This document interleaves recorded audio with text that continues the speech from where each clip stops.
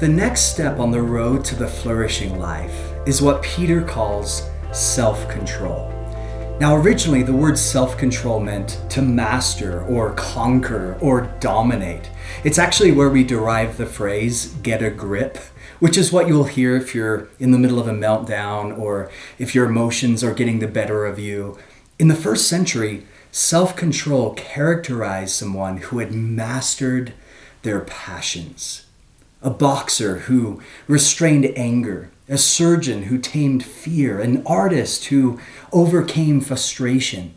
The idea is, since there are shadows in your life, or what the Bible calls sin, that wage war against your soul, check out 1 Peter 2:11, we have to be proactive and bring everything under the influence of the Holy Spirit.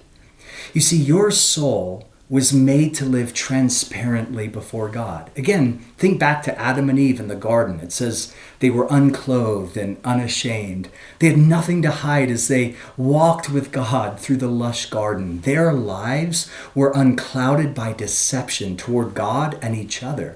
But what happened when they sinned? Well, they attempted to cover it up, right? God called them out in Genesis 3. He said, "Where are you?"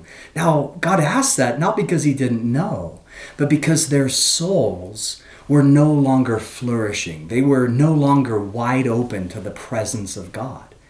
And you see, that's the devastating consequence of sin. They had cut themselves off from the source of flourishing. What is sin then?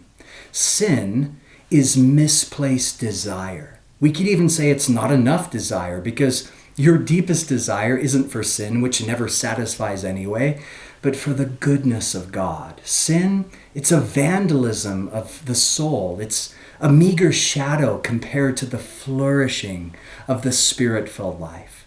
Now, I share all that because when God says, add to your faith self-control, it's not because he's trying to raid on your parade or make your life miserable. It's because he wants your soul to flourish.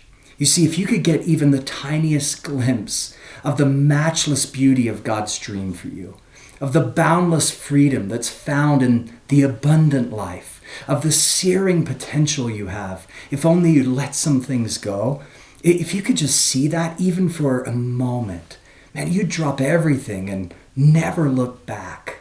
So what is the secret to self-control? Well, I don't think it's just about repressing your shadows. It's about realizing the beauty of the God who loves you.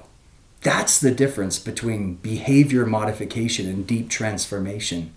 Behavior modification is about checking off boxes, but deep soul transformation is about cultivating an inner life that's healthy and rooted in God's love. And as you do that, watch how you'll begin to flourish and develop the strength you need to practice what Peter calls self-control.